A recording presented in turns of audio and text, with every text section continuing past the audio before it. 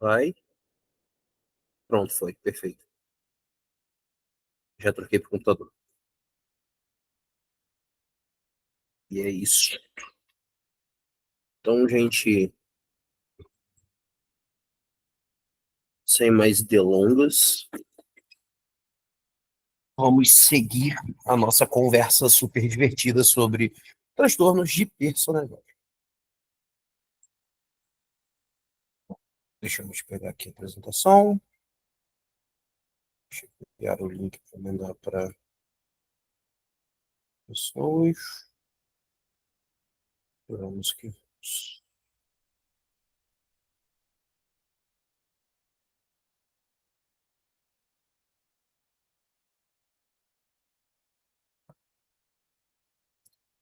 E vocês, o pessoal, depois da nossa última conversa, ficou com mais ódio do DSM, com menos ódio do DSM? Como é que vocês se sentiram em relação a isso?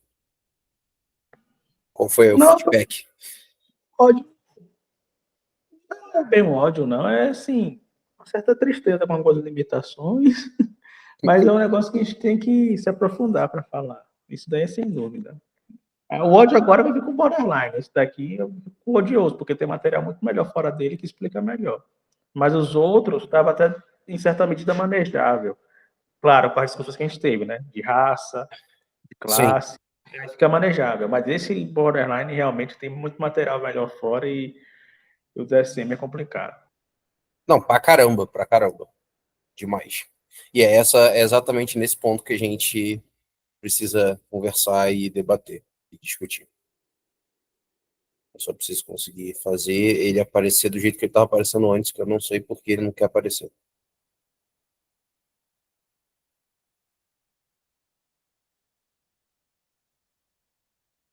Agora foi.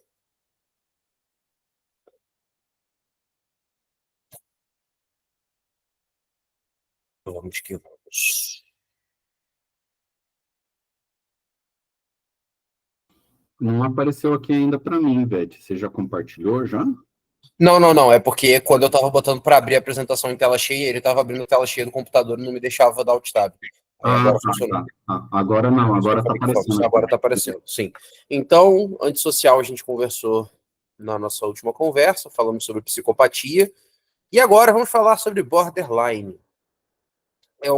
Os dados que o DSM traz, né, em relação às questões do borderline, eu acho muito interessantes, principalmente porque eles trazem muito uma questão de uma incidência muito maior em comparação a alguns outros recortes dentro da população, né? Então, existe muito essa questão do diagnóstico ter uma correlação muito direta com diversos aspectos que não são tão claros assim para a gente inicialmente. Então, a prevalência do borderline, né, ela é alta em relação a muitos transtornos de personalidade, mas não é o mais alto que nós temos.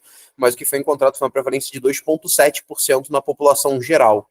Então, em pesquisas aleatórias, mas em pesquisas ativas na atenção primária, ou seja, em pessoas que buscavam esse acompanhamento, chegou a 6%, em ambulatórios de saúde mental 10% e em internações psiquiátricas 20%. Então, um quinto das pessoas que teoricamente passam por internações psiquiátricas seriam TPB. Acho complicado fazer essa afirmação, mas complicado para caramba, porque realmente existem muitos pontos dos critérios do borderline que são bem complicados realmente da gente fechar, e a gente vai falar deles. Então, os critérios diagnósticos do borderline, né, eles são esses 9 critérios que são considerados esse padrão de instabilidade das relações da autoimagem, afeto e impulsividade. Então, os pontos principais que a gente tem que pensar dentro desse padrão difuso da instabilidade é que ela vai servir tanto para a própria relação, ou seja, para a autoimagem, para a forma como a pessoa se relaciona com ela mesma, quanto para as relações interpessoais num sentido geral, ou seja, em relações interpessoais superficiais, em afetos, que é onde muitas vezes acaba se fechando diagnósticos bastante questionáveis, e de impulsividade. E ela deve surgir no início da vida adulta e presente nesses múltiplos contextos. Então, se a pessoa tem apenas reações de explosividade, impulsividade em contextos específicos, outros diagnósticos explicariam melhor. Então, os 9 critérios seriam esforços desesperados para evitar abandono real e imaginário, um padrão de relacionamentos instáveis e intensos com essa alternância entre extremos de idealização e desvalorização, perturbação da identidade, com essa instabilidade da autoimagem, impulsividade em 2 áreas potencialmente autodestrutivas. Então, lembrando que quando a gente falou sobre a sociopatia, né, quando a gente falou sobre o transtorno de personalidade antissocial, e a gente estava falando sobre transtorno de conduta, essa impulsividade ela precisava ser agressiva. Enquanto no caso do borderline, essa impulsividade ela é autodestrutiva. Então, tem essa diferença no critério do tipo de impulsividade. Recorrência de comportamento, gestos, ameaças suicidas ou de automutilação, instabilidade afetiva com reatividade do humor, sentimento crônico de vazio, raiva inapropriada com dificuldade de se controlar e ideação paranoide transitória associada a estresse ou sintomas dissociativos intensos. Então, com a baixa tolerância à frustração, com a dificuldade de tolerar a frustração, as pessoas acabam tendo isso associado, desencadeando, né, pensamentos paranoides, né, do tipo que as pessoas têm algo contra ela ou que existem algum tipo de complô ou algum tipo de tentativa de desmoralizar a pessoa, ou então sintomas dissociativos. A pessoa muitas vezes tem realmente dissociações, ela pode travar completamente, ela pode ter uma dissociação pontual em relação a como se fosse uma crise de ausência, muitas vezes mimetizando por causa de estresse extremo. Qual que é o problema em relação à questão do diagnóstico do borderline pelo DSM? Eu diria que é muito similar ao diagnóstico do TDAH e do autismo, porque ele considera pontos em relação à questão diagnóstica que por muitas vezes não são os sofrimentos principais que são experienciados pela pessoa. Porque a instabilidade, ela não vem necessariamente, por exemplo, de um padrão só de baixa tolerância à frustração. Porque existem diversas formas de baixa tolerância à frustração. Uma coisa que é muito comum dentro da questão do borderline é que todas as emoções elas têm esse processo. E o que acaba acontecendo? Muitas vezes a gente tem diagnósticos incorretos de pessoas TDAH e borderline e TEA, principalmente pessoas socializadas enquanto mulheres, por causa dessa questão da baixa tolerância à frustração. Então, muitas vezes as pessoas entendem que qualquer tipo de instabilidade da personalidade ou baixa tolerância a uma determinada frustração já faria com que você pensasse em borderline, e isso não é verdade. A gente precisa entender o ponto dentro da formação da personalidade, onde geralmente, né, os critérios e o curso do transtorno, eles têm uma relação muito direta com aspectos sociais. Então, são pessoas muito que têm muito essas questões relacionadas, principalmente a sofrimentos prévios, o que não é obrigatoriamente, né, o que não é obrigatório, mas é uma história que é muito comum. Então, existe uma relação muito forte com a questões do crescimento, do desenvolvimento da personalidade com a questão do borderline. Então, ela é muito relacionada ao ambiente. E a gente entende também que abusos sexuais eles são fortemente relacionados, mas eles não são critérios para o transtorno. Então, não é necessário que uma pessoa necessariamente passe por um trauma muito grande, mas é bastante comum que isso seja um fator. Então, muitas vezes, né, costuma acontecer dentro dos processos de formação da personalidade, principalmente na adolescência, onde existem processos muito grandes de distúrbios relacionados à autoimagem e às relações interpessoais. E a forma como essas relações elas se desenvolvem, a forma como esses processos acabam se desenvolvendo, já agudizam uma questão que muitas vezes é uma condição de base. Então, não só existe o diagnóstico incorreto do borderline em pessoas TDAH e pessoas TEA, como também existe o diagnóstico correto do borderline em pessoas TDAH e pessoas TEA, porque de fato é um fator de risco muito importante. A partir do momento em que existe uma dificuldade inata por questões dopaminérgicas, por questões de neurodivergência, de tolerar a frustração, essa baixa tolerância à frustração, se ela não for aprendida, se ela não for organizada, ela pode, em alguns casos, acabar, em algum determinado momento, gerando ainda mais dificuldade de convivência. E aí, quando isso vai formando uma bola de neve, você vai formando os pontos onde a gente tem rupturas dentro da formação da estabilidade da personalidade. Então, no borderline, existe muito essa questão, principalmente, dessa dificuldade de conseguir conviver consigo mesmo. Esses sentimentos de forma muito intensa e essa dificuldade de conseguir lidar com o oposto, né? O oposto no sentido de a pessoa com que você interage, o ambiente com o qual você interage, principalmente por questões relacionadas a uma dificuldade de conseguir controlar as próprias emoções, muitas vezes culmina nessa parte, né, que é exacerbada. E assim, muito cuidado com o que a mídia fala sobre, porque a gente tem aí pessoas que fazem discursos atrozes acerca de questões de borderline. Então, principalmente vou citar nominalmente o livro, porque tem muitas críticas a ele, que é o livro sobre borderline da Ana Beatriz Barbosa Silva. Esse livro é extremamente problemático do ponto de vista de capacitismo, pra caramba muito, e trata pessoas borderline como se fosse assim, diabo na terra, e como se existisse uma intencionalidade dentro dessas dinâmicas, sendo que o processo ele é uma relação dialética. Então a gente entende aí, Adonis, puxei a carta da dialética. Então a relação do borderline ela é diretamente uma relação dialética com a frustração. Porque a partir do momento em que existe a agressão que a pessoa sente, ou seja, a partir do momento em que existe um estímulo que, que rompe com a capacidade daquela pessoa de tolerar aquele ambiente ou de tolerar aquela frustração e gera aquela incapacidade, a pessoa ela vai ter uma reatividade. Então, essa reatividade, que pode ser autodestrutiva, ou que pode ser um comportamento impulsivo, ou que pode ser uma ação que vai ser tomada de uma forma impulsiva, ela não é um processo intencional, mas ela é uma consequência e, por si só, também uma causa. Porque a partir do momento em que essas interações começam a se tornar mais fragilizadas, e a partir do momento em que essas interações começam a se tornar cada vez mais reativas de um lado, elas vão ter uma reação do outro. Então, a pessoa que interage de uma determinada forma na sociedade, ela vai acabar, por muitas vezes, sofrendo com essas reações também. Então, principalmente, é muito comum essa tendência da ideia, né, da questão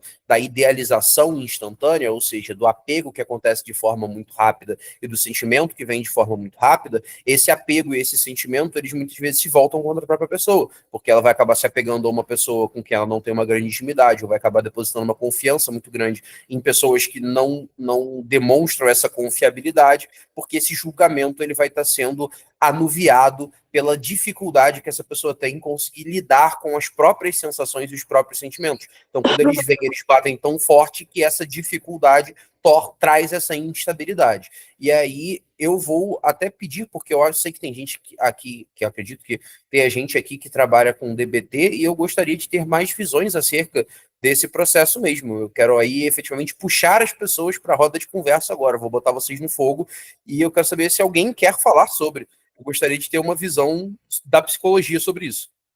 Adonis, eu sabia que você ia falar e eu só me chamei direto porque eu acho que queria dar oportunidade a outras pessoas também se manifestarem. Então, fale, meu querido, por favor. Eu espero que o pessoal participe também, tá? Até porque eu estou cansado e minha cabeça pode falhar. Então, esperem alguma imprecisão aqui. Mas dentro do modelo... É porque eu falo de DBT porque, enfim, né? Dentro das terapias comportamentais é que toca o meu coraçãozinho. Apesar de eu, particularmente, não atender o público borderline por não conseguir dar o tratamento completo que a DBT exige. Mas, assim, em termos a própria Masha, nos livros dela, né, no livro principal, pelo menos, ela faz muitas críticas ao DSM porque ele tem um viés de gênero muito forte em relação a borderline. Um viés absurdamente forte de gênero. E tem um adendo, eu não sei se havia esse critério no DSM-4. Eu vou para pausar, desculpa te interromper, mas o DSM-5-TR consertou isso, tá? Ah, que maravilha. tanto que eu coloquei aqui, as mulheres são mais diagnosticadas, mas o DSM-5-TR traz a informação de que não existe diferença estatística entre o diagnóstico de homens e mulheres no espaço amostral randomizado. Esse diagnóstico de mulheres, pelos últimos estudos, ele foi atribuído ao fato de que mulheres procuram mais ajuda quando se desenvolvem, quando tem questões relacionadas ao borderline, enquanto os homens reagem de forma mais agressiva e internalizante. É porque o livro é de 93, eu acho que ele faz alusão a outro DSM, se eu não me engano. Justo. E acho que a versão mais nova é antes de 2013, então ela não pegou o DSM-5, entende? Então, Era o assim, DSM-5-TR de 2023. Então, ela não pegou o DSM-5. É. E aí a questão interessante, assim, porque o borderline, ele trava essa questão de diagnóstico de gênero direcionado, né? Junto com o histriônico e narcisista. Narcisista era muito atribuído a homens, histriônico muito a mulheres. E o borderline também era muito a mulheres. E tem até uma pesquisa que eu vi na graduação, onde aponta, né, o mesmo estudo de caso para diversos profissionais da psicologia. Quando colocava homens, o cara dizia que era narcisista, quando colocava mulheres, o cara dizia que era histriônico. Então, assim, brutalmente enviesado para gênero, né? No caso, histriônico e narcisista. E borderline também, até aquele tempo, pelo menos, tinha esse viés. Ainda eu acho que deve ter esse viés. Não, ainda é. Comum. Na prática, ainda é muito enviesado para isso. Tanto que o próprio livro da Ana Beatriz traz que é muito mais comum em mulheres. E a maior parte dos profissionais entende isso muito como uma coisa de mulheres, né? Isso. E assim, uma questão fundamental é que mesmo não sei se no TR, mas pelo menos no DSM-5, por mais que não houvesse dentro dos critérios diagnósticos, mas tinha um adendo ali depois que você desce dos critérios diagnósticos, falando sobre manipulação, como um dos critérios também para poder fazer um diagnóstico diferencial. Eu acho péssimo. A Marcia fala que o principal ponto que ela bate mesmo em relação ao borderline é colocar como pessoas manipuladoras, porque isso, nenhuma pessoa borderline, pelo menos que ela entrevistou ali, né, ou pelo menos ela atendeu, e ela mesma sendo uma pessoa borderline, ela não identificava isso como a característica principal que fizesse alguma diferença, e era uma visão dada por terceiros, né? Eu me senti manipulado, eu me senti manipulada, né? Então é nunca a pessoa com borderline dizendo, não, realmente eu estava fazendo aquilo para causar isso. Porque manipulação, no termo básico da palavra, né, exige uma intencionalidade. Sim. Exige que você faça algo para atingir algo. E não é porque você fez algo e atingiu algo que você quis atingir aquilo. Então ela fala muito que das pessoas com borderline, que acabavam fazendo atitudes aparentemente manipulativas, ou manipuladoras, sei lá, elas faziam porque funcionava, e não porque elas tinham uma noção consciente de que aquilo estava trazendo algum benefício e que elas queriam alcançar aquilo. Entende? Sim. Muitas vezes de fato, como a impulsividade é um fator central, inclusive, eu fazia aquilo por impulso porque funcionava. E aí a pessoa dizendo que estava me manipulando, isso e aquilo, e assim, isso ainda é muito forte no senso comum, tanto que tem gente conceituadíssima na saúde mental, recomendando, por exemplo, um filme que fala muito bem sobre borderline, recomendando Garota Exemplar. Meu Deus. Horrível. Estigmatiza para um caralho. Sabe? Aquilo não corresponde ao que é borderline. Corresponde à ideia preconceituosa que você tem sobre borderline. Sabe qual é um exemplo muito bom de um filme sobre borderline? Star Wars Episódio 3, Ameaça dos Sith. O Anakin Skywalker? Aham. O Anakin, pra mim, o Anakin tem muito disso mesmo, sabe? Sim, assim, sim, o Anakin é muito. Muito, assim. Só que a virada dele é por outras questões que diria que é transtorno, né? Mas assim, e também tem que ter aquela virada, senão ele não vira o Darth Vader. Mas outro filme legal também que diz sobre borderline é acho que O Lado Bom da Vida, que é um rapaz bipolar e uma garota borderline, eu acho que é isso. Que dizem que retrata melhor. Eu não assisti ainda, mas é um filme... Eu acho que é um filme com aquela que fez a Mística. A Jennifer Lawrence. Acho que sim. Então, assim, dizem que é bom. Não assisti ainda, mas dizem que é mais legalzinho, sabe? Que não estigmatiza e tal, enfim. Então, assim, a galera ainda tem muito senso comum. É o paciente que ninguém quer ter. Assim, ainda é o paciente que ninguém quer ter, é o paciente que dá trabalho, é o paciente que manipula, o paciente que mente, e, assim, puro estigma, sabe? Puro estigma. Você está imprimindo intencionalidade em algo que não é intencional, inclusive, muitas vezes é algo que é mantido por terceiros. Porque tem uma questão da gênese, né? Pelo menos a Marshall vê a gênese dessa maneira, né? Que ela chama de modelo biosocial, que é a pessoa nasce com uma vulnerabilidade, né? Vulnerabilidade biológica mesmo. Aquela criança tem uma sensibilidade maior, aquela criança que chora mais fácil, aquela criança que fica mais sensível a qualquer tipo de sons, barulho, frustrações já desde recém-nascida e tudo mais, e tem já uma vulnerabilidade maior por conta de uma certa, né, nasce com essa vulnerabilidade junto com, assim, herdade de pais, mães e antepassados e tudo mais, mas o principal fator mesmo ela chama de a invalidação crônica. É o que faz o borderline tornar-se borderline, digamos assim. O que é invalidação crônica? É a pessoa não ter validada as suas experiências emocionais, ou seja, ela é vista como não real, aquelas experiências, como não existem ou como erradas. Isso é crônico, geralmente, quando você vai ver uma correlação absurda entre invalidação crônica e desenvolvimento da personalidade borderline. As pessoas vão ter essa invalidação, necessariamente, muitas vezes, dentro do ambiente doméstico. Então, o que acontece? A criança vai lá e fala que está sentindo tristeza, a mãe fala, deixa disso besteira, você não está sentindo tristeza nenhuma, isso é frescura. E aí vai crescendo assim, né? Vai escalonando, né? Claro que vai se sofisticando conforme a criança vai crescendo, né? E aí a criança vai tendo outras demandas emocionais negadas, absolutamente negadas. E aí o que acontece? A criança não começa a entrar em contato com as próprias emoções, porque ela não consegue identificar o que é emoção e o que não é. Porque a gente, inclusive, a gente precisa do outro para conseguir entrar em contato com as próprias emoções. Isso é fundamental, inclusive. Essa é uma premissa básica da DBT. Você precisa do outro para que o outro te diga o que é felicidade, o que é raiva, o que é aquilo, e para que você entre em contato com aquilo de forma eficaz. E essa criança não entra, e cresce, é um adulto que não entra, um adolescente que não entra, e ela cresce sem saber lidar com isso, porque não tem contato com isso, não sabe identificar. E aí, como é que você vai ter uma regulação emocional sobre aquilo que você não tem contato, né? Se você não tem contato com emoções, você não regula elas. E aí fica totalmente fora de controle nesse sentido. Fica difícil regular, manejar, porque você não tem esse treino que deveria ser orgânico, natural, dentro de um contexto social. E aí pessoas com borderline começam a ter medo de sentir, porque toda vez que ela sente, prediz que vai dar algo errado. Então, sentir já é errado. E aí, sentir torna a pessoa mais sensível a emoções, porque ela tem medo de sentir. Então, é emoção secundária, né? Medo de ter raiva, medo de ter felicidade, medo de ter tristeza. E aí, a pessoa começa a ficar mais sensível de emoções, porque ela não entra em contato. E quando ela imagina que vai sentir, ou percebe que vai sentir, fica ainda mais desesperada e sente mais forte, né? Então, acaba tendo essa gênese, digamos assim, muito complicada.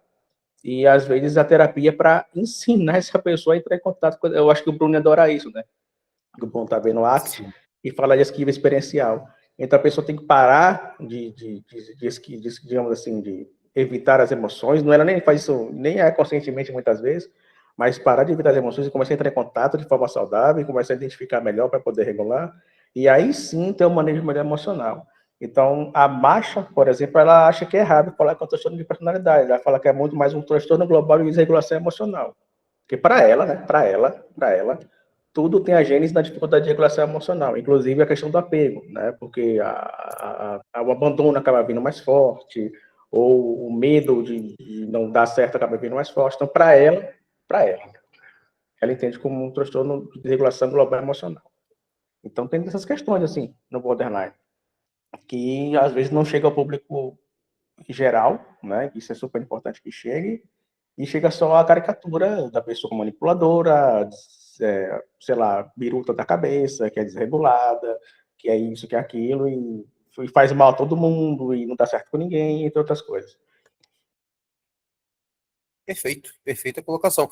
Inclusive, eu adiciono nesse ponto que uma das coisas que acontece muito, né, e aí reforça essa questão do estereótipo de gênero em relação à questão de trabalhar as emoções, é que muitas vezes as pessoas socializadas como mulheres, elas são ensinadas a reprimir as emoções como se fosse uma coisa errada, no sentido de realmente esse estereótipo, né, da mulher histérica, que é colocado impresso nesse ponto, enquanto nos comportamentos geralmente relacionados a pessoas socializadas enquanto homens, esse comportamento ele vai muito mais para interiorização, para o homem não chora, o homem não trabalha o sentimento, o homem internaliza tudo. Então até a forma que isso se manifesta, no sentido de como a pessoa não sabe trabalhar esses sentimentos e não sabe sentir, como você colocou, por não ter essa validação dos sentimentos, essa pessoa ela externaliza de forma diferente. Então, enquanto uma pessoa que vai ser ativamente reprimida do sentido de não poder se manifestar quando tenta, e toda vez que se manifesta, essa manifestação ela é invalidada, ela vai ter essa questão de implodir, né, de trazer as coisas para si. Então, na socialização feminina, o comportamento autodestrutivo e impulsivo é muito mais comum, enquanto na socialização masculina, a explosividade e a agressividade são comportamentos muito mais comuns. Eu até E um mandei detalhe importante, viu, camarada? Última coisa. Um detalhe muito. Não é detalhe, é importância, na verdade. Eu esqueci, eu que lembrei. As pessoas que acabam desenvolvendo, né, TPB, elas tentam a todo custo realmente entrar em contato com as emoções, pelo menos ali no início, né, e tentam expressar, e a invalidação não deixa, tanto que. E aí é uma questão comportamental, né, assim, os princípios básicos lá de quem viu lá no ratinho no laboratório. A criança vai, faz e nada. A criança pede e não vai. Aí a criança pede com mais incisividade e não vai, né? Aí a criança grita, aí o pessoal atende. Aí começa a criar um padrão de que só é validado aquilo que é emoção extrema. E aí, quando a pessoa cresce e começa a ter atitudes extremas, emocionalmente falando, para conseguir se comunicar, aí as pessoas chamam de dramática, né? Sim, exatamente. Então, assim, foi treinado a vida inteira, né? Sim. Para só ser validado um choro, ou uma tentativa de suicídio, ou uma autolesão, ou uma coisa muito extrema, muito grave. E aí, quando acontece, o pessoal, ué, que drama é esse? Ou seja, né, é uma invalidação da história de vida agora. Porque você foi treinado para isso e agora todo mundo vê com estranheza, né? Então, também entende isso. Algumas vezes, o pessoal chama de manipulação, é a única forma que a pessoa é ouvida. Porque se ela pede com carinho, ninguém atende. É aquele negócio. Eu podia estar roubando, eu podia estar matando, mas eu estou pedindo, né? Não tem gente que entra assim no ônibus, eu podia estar fazendo coisa muito pior, mas eu estou pedindo. Mas assim, a ideia é, a pessoa está pedindo de fato, a pessoa está fazendo, inclusive, de forma muito regular, muito tranquila, e não é escutada. Aí quando ela tem uma atitude extrema, aí todo mundo escuta, ou seja, você está modelando o comportamento de pedir coisas de forma extrema. Assim, você está contribuindo com o problema. E é exatamente desse ponto, né, nessa questão da ruptura, da dificuldade de externalizar, que a gente desenvolve até diferentes tipos de apresentação, né? Então, de fato, essa ideia, né, de se excluir a ideia do borderline enquanto um transtorno de personalidade nesse ponto faz muito sentido, porque a forma que ele se desenvolve enquanto uma forma traumática, e aí até um ponto que é importante, por exemplo, é uma questão que a gente coloca em relação até a diagnósticos em adolescentes. Tem várias pessoas que são adolescentes e que passam por essas experiências e que deveriam, sim, teoricamente, preencher os critérios diagnósticos para a questão do borderline, só que as pessoas tratam como se a instabilidade fosse uma coisa do adolescente, enquanto o problema não é a instabilidade, e sim a incapacidade de conseguir reconhecer e lidar com as próprias emoções, o que até pode ser uma característica que vai mudando com um determinado amadurecimento emocional, mas que é uma coisa que fundamentalmente já acontece desde a infância e já se percebe desde muito tempo. E uma outra coisa que também é importante pensar em relação a esse processo, até dentro das questões da neurodivergência, é que muitas vezes as crianças que elas acabam evoluindo com a questão de não ouvir, né, de não serem capazes de externar as próprias emoções justamente porque ganham as coisas no grito, elas passam exatamente por um processo que muitas vezes nem parece ser violento, mas um processo de invalidação que é uma invalidação que é quase que a pessoa fala que a pessoa foi mimada. Só que é uma outra forma de invalidar os sentimentos. Quando a partir do momento em que você, ao invés de tratar a pessoa mal, ou de passar por um trauma, de violência, de uma coisa assim, aquela pessoa realmente acontece como a Dani falou, ela só vai conseguir a coisa no grito. Por quê? Porque quando ela é criança, ela está tentando se comunicar de uma forma bem estabelecida, de uma forma a ser reconhecida, e ela não é tratada como gente.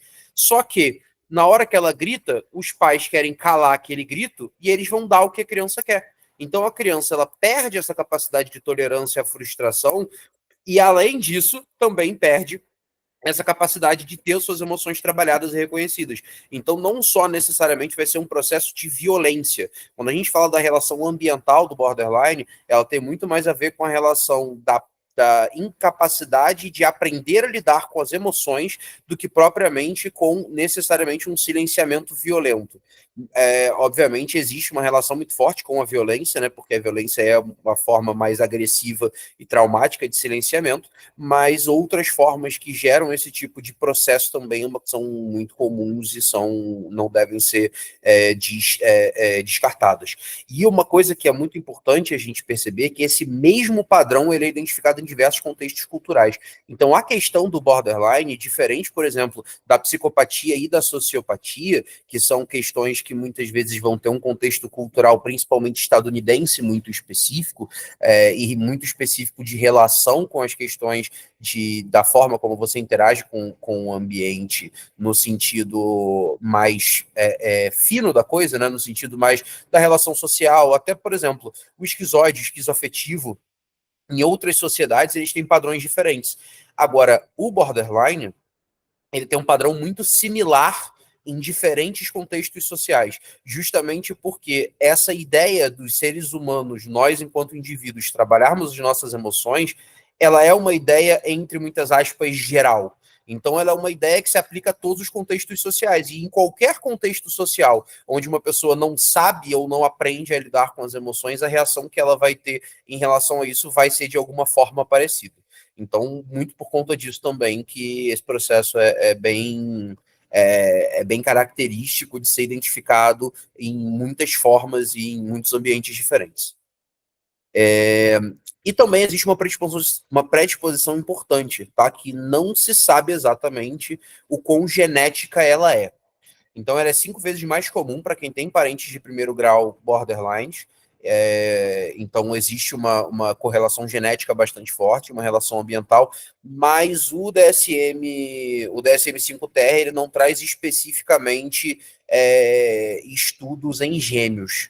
Então, eu não cheguei a encontrar estudos de gêmeos para borderline. Se alguém tivesse dado, inclusive, por favor, me traga, mas existe uma relação genética intensa que pode ser ambiental e pode ser apenas genética mesmo. Então, tem essa relação ambiental forte e nas pessoas com parente de primeiro grau borderlines. Então, essas diferenças também de manifestação entre gêneros, né, como a gente comentou, são bastante importantes. E o prognóstico do borderline, ele é um prognóstico que ele tem um curso ruim e que se estabiliza.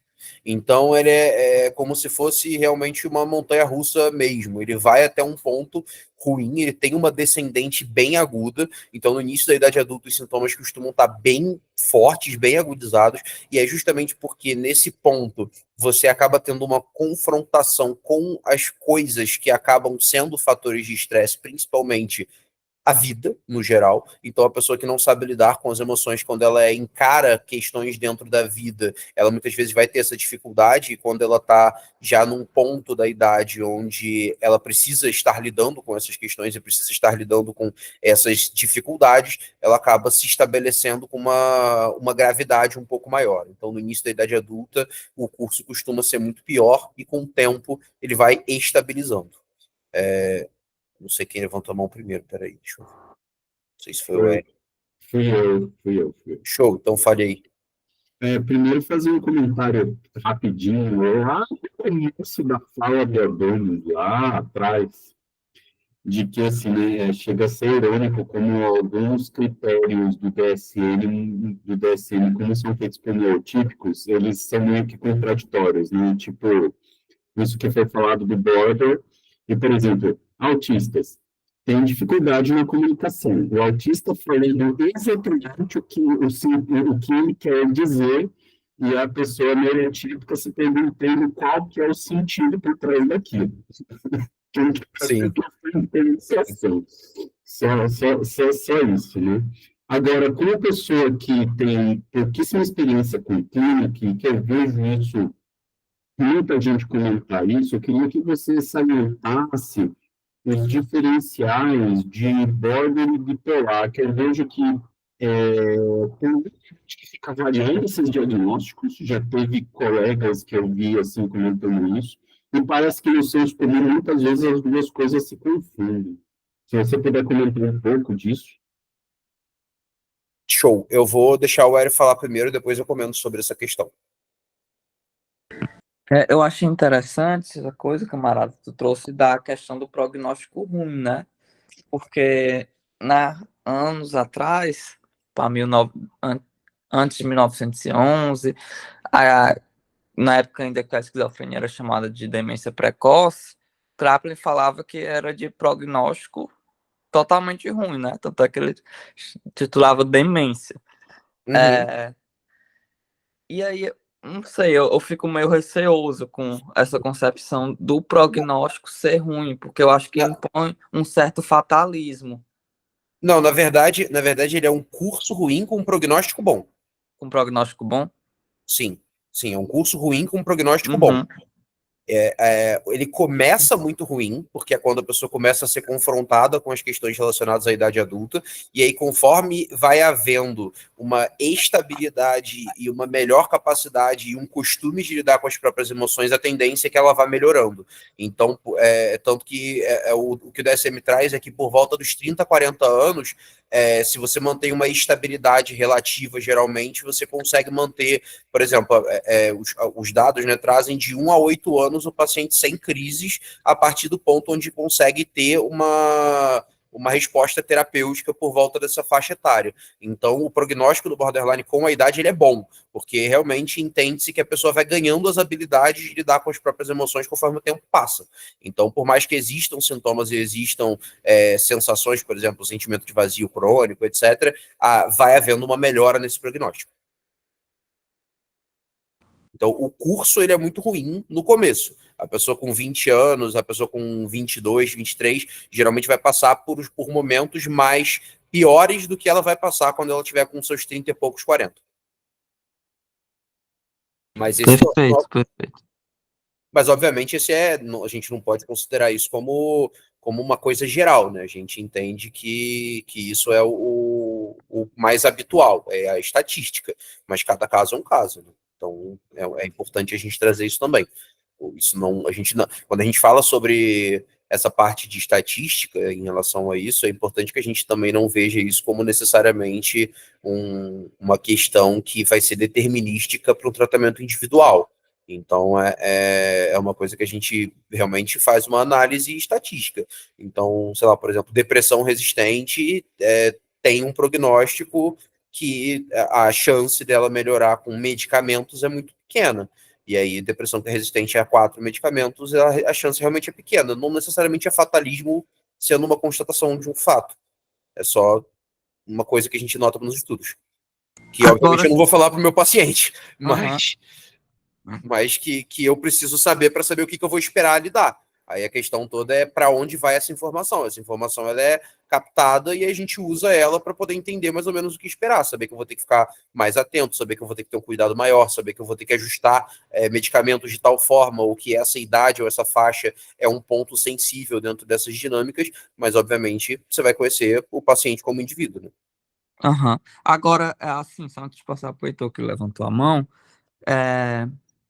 tem transtorno na DSM que as pessoas tiveram e depois não tem mais, nunca mais tem, até para de tomar medicação, etc. No caso do borderline, a partir do DSM, teria uma, entre aspas, valorização cura, ou estaria totalmente enraizado na personalidade da pessoa, de uma forma que a pessoa nunca, entre aspas, se livraria? Olha, entre várias aspas. Todos os transtornos do DSM entendem-se como doenças crônicas. Todos os diagnósticos psiquiátricos são considerados doenças crônicas, porque você não fala em cura na psiquiatria, porque pela questão do conceito de cura dentro da medicina mesmo. Porque quando você fala, por exemplo, em curar o câncer, eu tive câncer e eu curei o meu câncer, o câncer está curado, significa que eu não tenho nem mais coisas, entre aspas, coisas em comum com outras pessoas que tiveram aquele mesmo tipo de câncer daquela mesma forma. Então, se eu tenho um câncer de pulmão, eu retiro aquele câncer de pulmão, passou 10 anos, qual é a minha chance de ter câncer de pulmão? A mesma que a de qualquer outra pessoa que nunca teve câncer de pulmão.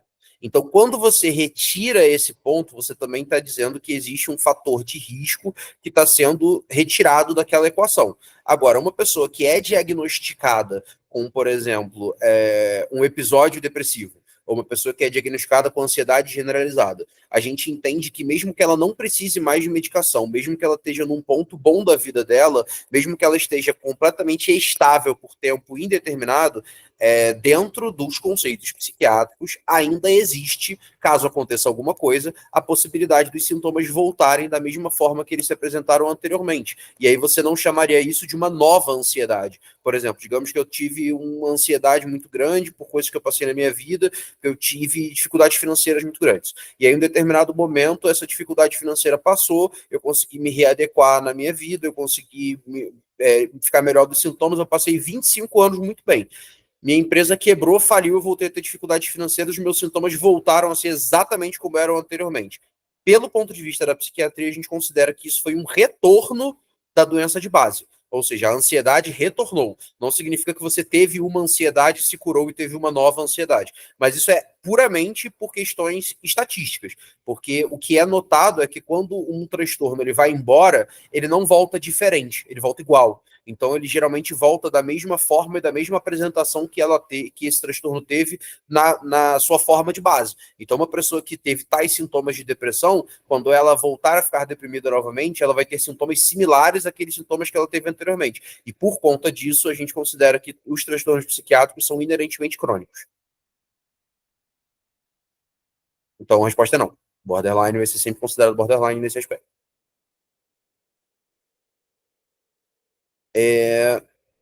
Heitor.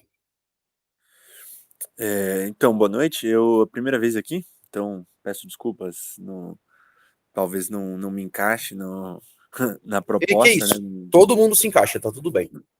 Não, beleza, mas enfim, Fala pra nós. eu tô achando interessante, eu não conheço essa perspectiva. Eu atualmente estudo neuropsicologia, né, Luriana, né? E, enfim, eu ia fazer uma pergunta parecida com a do Hélio, assim, no sentido da remissão dos transtornos,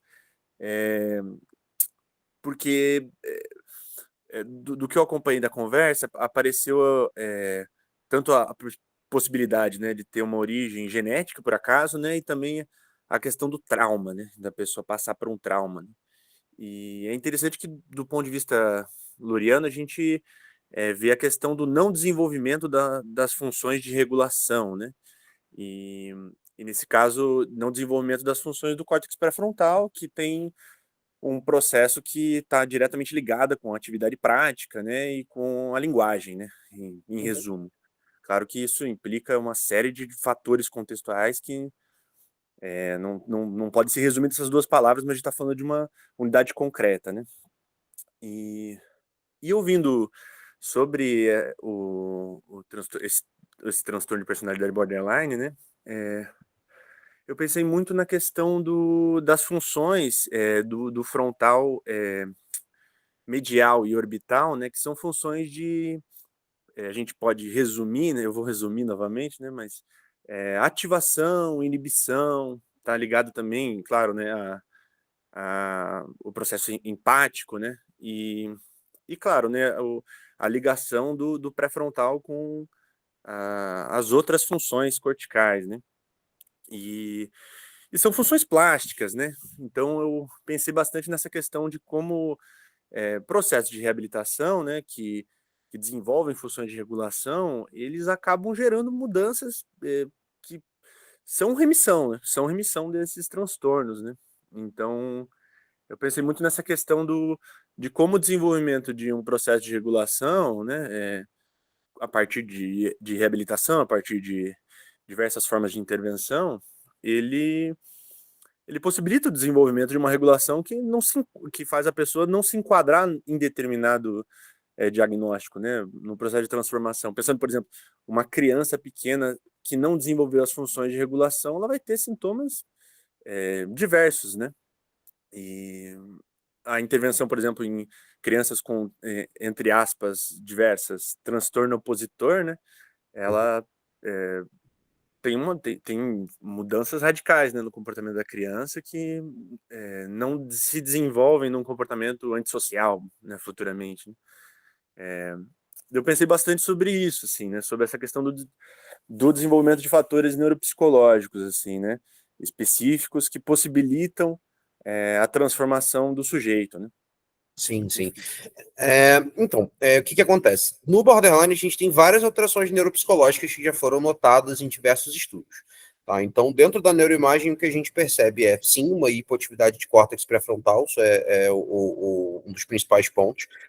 A gente tem também um aumento na região do putamen e uma diminuição no hipocampo. Então, é bastante comum essas relações que também tem ativação da amígdala com uma frequência maior. Então, existe uma alteração neurobiológica, sim, que é bastante vista em imagens, né? Então, na neuroimagem, a gente consegue perceber isso. Só que a questão toda é que essas alterações que a gente vê de neuroimagem, na maioria dos casos, elas não têm um valor preditivo positivo tão bom para diagnóstico. Elas têm muito mais um aspecto observacional do que uma questão diagnóstica e correlação direta com sintomas. Então, por exemplo, se você for fazer a média de todas as pessoas borderline em relação a essa alteração do córtex pré-frontal, você vai ver que existe uma hipoatividade do córtex pré-frontal nas pessoas borderline num hipodesenvolvimento com aumento do putame, diminuição do hipocampo e aumento da ativação da amígdala.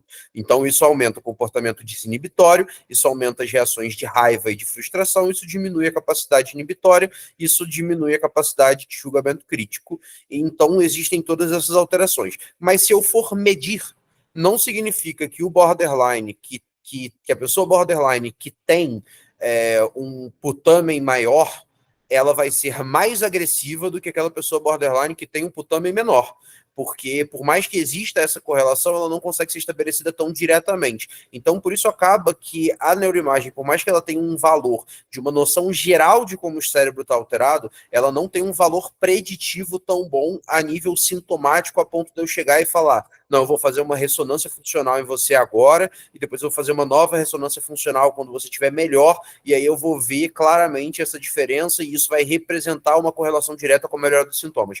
Isso não consegue ser estabelecido. Então, por isso não conseguir ser estabelecido, por mais que a gente saiba que sim, existe uma diferença neurobiológica importante em relação aos transtornos de personalidade como um todo, a gente não pode considerar isso só como um critério de remissão ou como um critério de cronificação só baseado nisso. Então, vão haver pessoas que vão remitir e vão continuar com alterações neurobiológicas e vão haver pessoas que não vão ter mais alterações neurobiológicas e que vão continuar mantendo sintomatologia, mesmo que menos florida.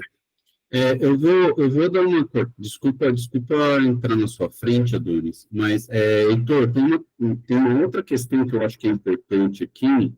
Mesmo na época do Lúria, ele tendo acesso só basicamente a eletroencefalograma e com testes que a gente chamaria hoje de testes psicológicos para localização de lesões de áreas cerebrais muito bons, né? Pena que, inclusive, a gente tem acesso a poucos desses testes, ou pelo menos que eu conheço. O próprio Emílio vai trazer a problemática da localização das funções, né? E que justamente, né, lá no Fundamentos de Neuropsicologia, ele vai apontar que é isso, eu acho que é nessa direção que a VET está levando, que é muito mais interessante a gente fazer uma boa análise sindrômica do que a questão da lesão, por assim dizer, vai nos ajudar nesse diagnóstico. Desculpa a interrupção aí no meio. Concordo plenamente.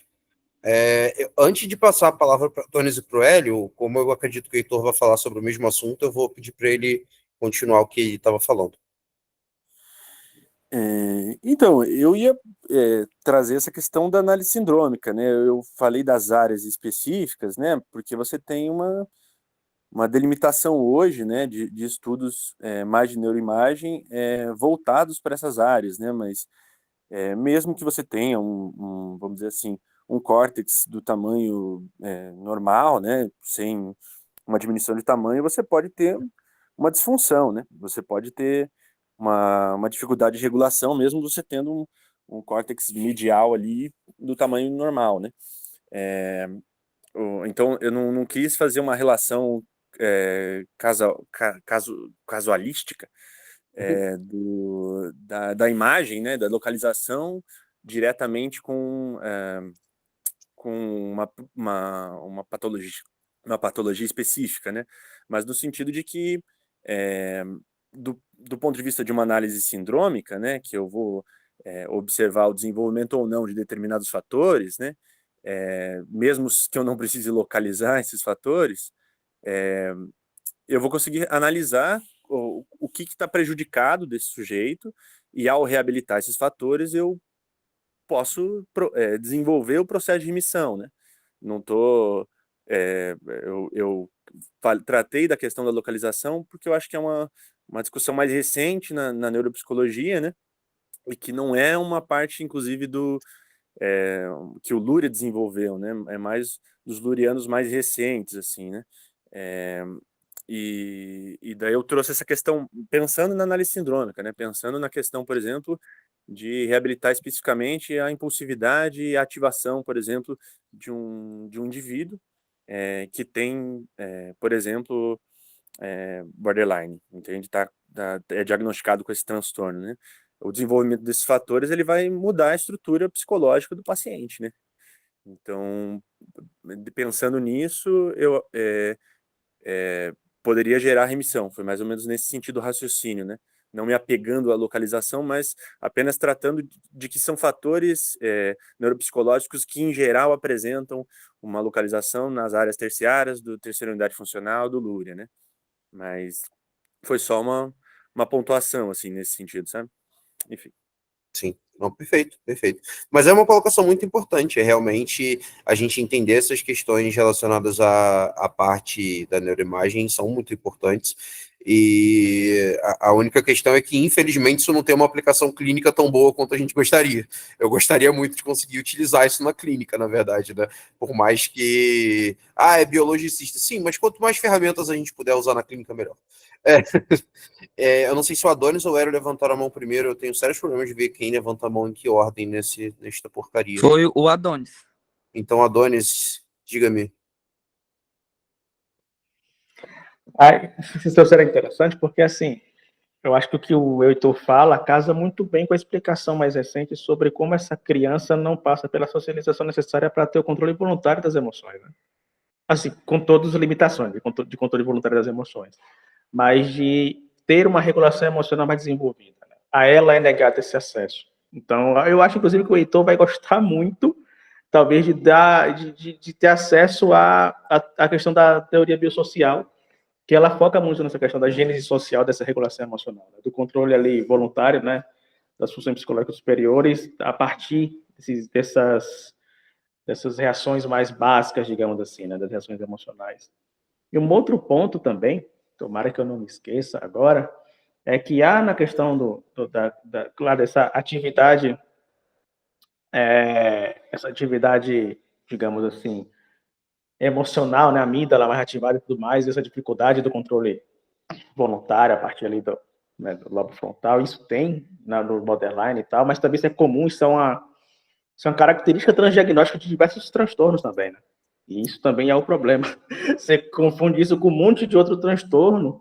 E na questão do borderline específico, como tem uma relação, ou correlação, tá? Não é causal, mas existe uma correlação muito forte entre comportamento borderline e comportamentos autolesivos, pesquisas feitas com pessoas que apresentam comportamento autolesivo com borderline e pesquisas feitas com pessoas que não apresentam comportamento lesivo nenhum e nem também não apresentam critérios diagnósticos, né?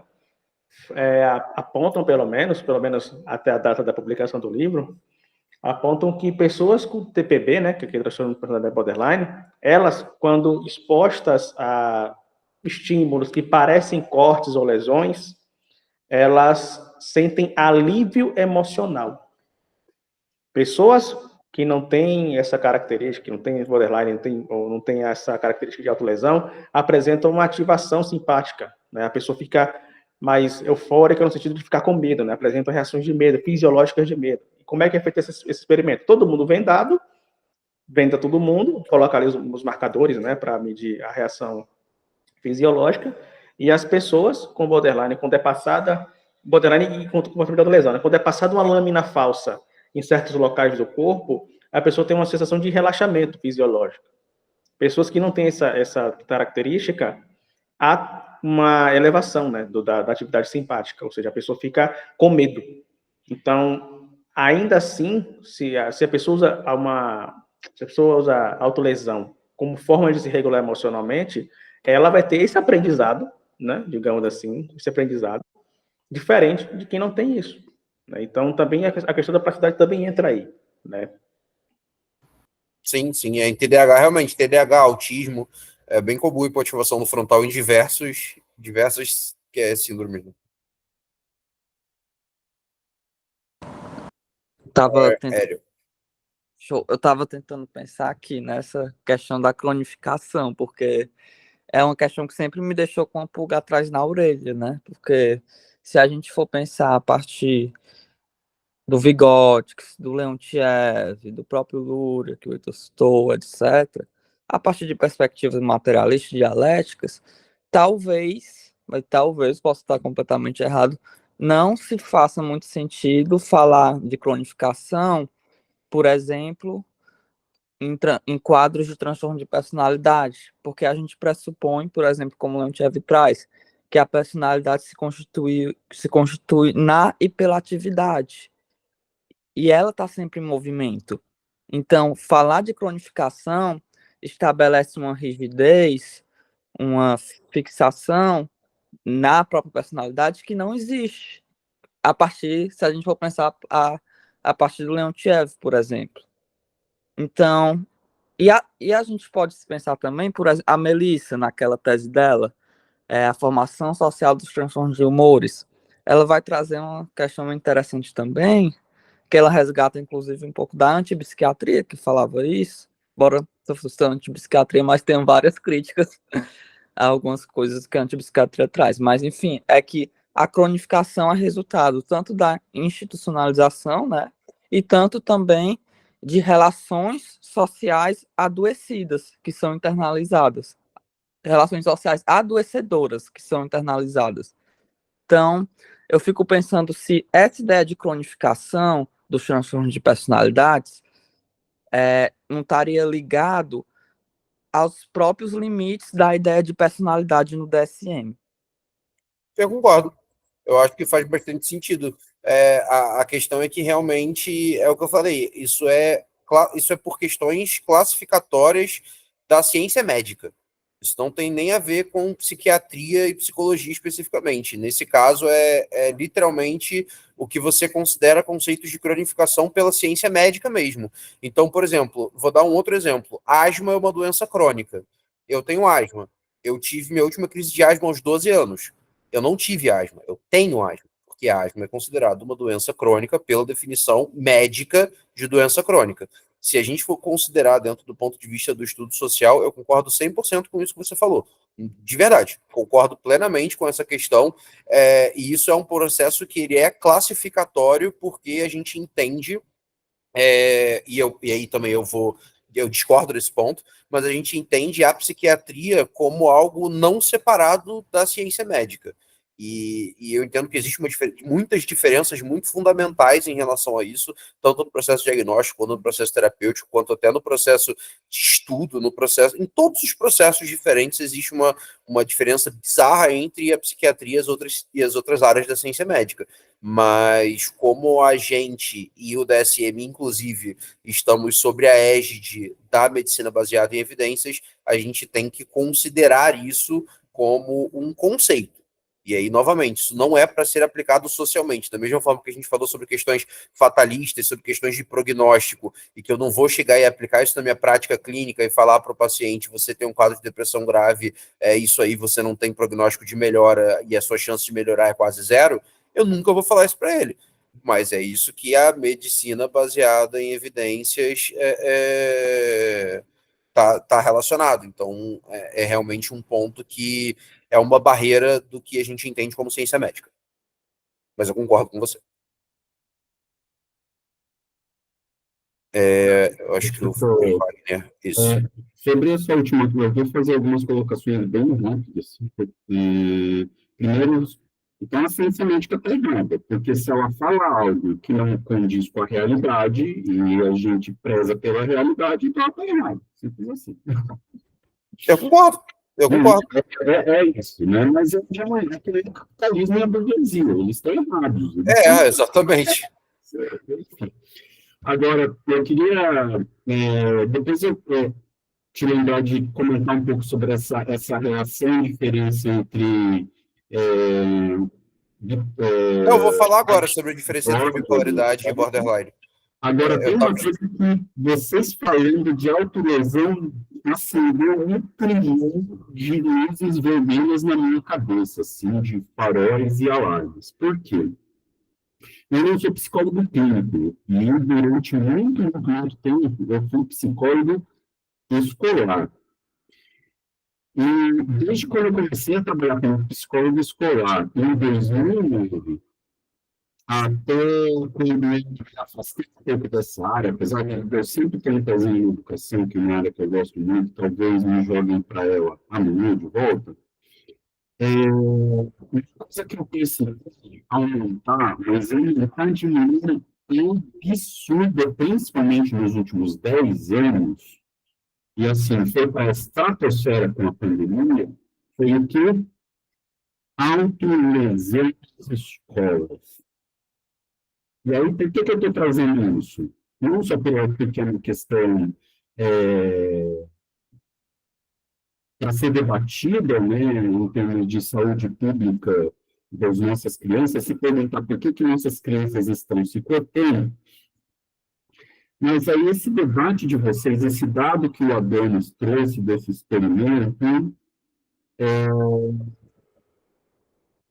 faz pensar muitas coisas. E uma das coisas que eu pensei, e aqui só jogando no ar mesmo, não sei nem se vai caber muito debate, coloca um pouco mais em xeque o quanto do borderline tem a questão mais hereditária, talvez uma questão de como que é processada a questão da dor, etc., né? Isso realmente pode ser mais hereditário, afinal de contas se trata de uma função psicológica mais elementar, né? Isso é usado como autorregulação, né? Porque a gente não tem como dizer que em cada sala de aula, sei lá, numa sala de aula de 40, eu não tenho 4 ou 5 alunos que estão se cortando. Isso, eu mesmo trabalhando com CRAS, eu ainda recebo relatos disso. Eu fui atender uma mãe desesperada sobre isso semana passada. Então, assim, eu acho que esses alunos todos não são border, entende o que eu estou querendo dizer, né? Mas, não dá, ao mesmo tempo, dá para a gente afirmar com muita claridade, infelizmente, que a escola, principalmente a escola pública, é um local extremamente causador de traumas. Então, eu estou trazendo essas questões aqui só para a gente ficar com a pulga atrás da orelha mesmo. Sim. Mas uma coisa que eu acho que é importante trazer também, e que aí é até algo que é relativamente controverso, mas que é até relativamente bem estabelecido dentro da questão dos estudos de saúde sexual, é que tem pessoas que utilizam a automutilação de uma forma como autorregulação, no sentido entre aspas, entretenimento, e que não tem isso como uma coisa patológica. Então, existem, por exemplo, fetiches relacionados a esse tipo de questão que podem ser praticados de uma forma segura. Então, isso já é uma coisa que também é um outro ponto, é um outro contraponto a se trazer nesse sentido, que é, obviamente, e essas estratégias até de autolesão como uma forma de lidar com o sofrimento, não necessariamente significam que essas pessoas não possam ter estímulos que venham, que sejam positivos. E aí, novamente, não é o mesmo contexto. O contexto de uma pessoa que realiza autolesões como uma forma de compensação emocional, é exatamente todo masoquista do BDSM é border? Não, esse é o ponto. Então é exatamente esse ponto. A partir do momento em que isso entra como uma estratégia de lidar com emoções, porque você não sabe lidar com essas emoções, é uma coisa que se torna realmente problemática e que precisa ser abordada. Mas a partir do momento em que isso é uma coisa que tem a ver, como o Adonis falou, com o estímulo físico que acontece por questões de diferenças no funcionamento neurológico, isso não necessariamente é uma coisa patológica.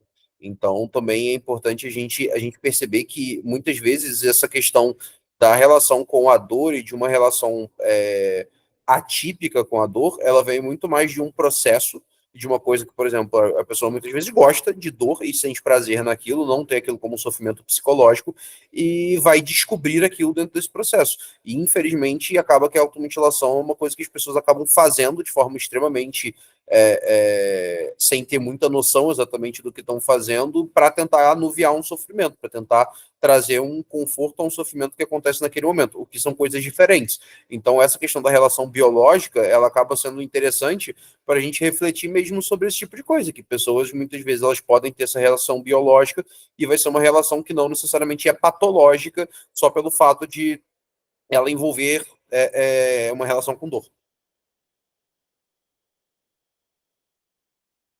Ou até mesmo expressar uma forma de controle sobre a própria vida, exatamente. Não, mas aí se a gente for entrar em relação ao que leva as pessoas ao BDSM, são muitos e muitos e muitos fatores, dá para fazer uma roda de conversa só sobre isso, já foge muito do tema. Eu estava falando das crianças mesmo, né? Das crianças e adolescentes que geralmente elas ficam mais de muito, se escondem, etc.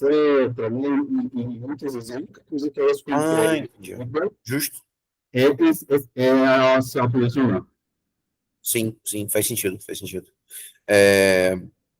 Bom, agora vamos falar sobre a questão da bipolaridade. Tá? Então, o que acontece? É muito comum, sim, existir o diagnóstico diferencial de hipomania com as viradas que muitas vezes acontecem dentro da questão do borderline. E o principal ponto que acaba gerando confusão dentro dessa questão é nos momentos onde a pessoa borderline passa por um momento de variação onde ela vai estar passando por uma emoção muito intensa que seja positiva.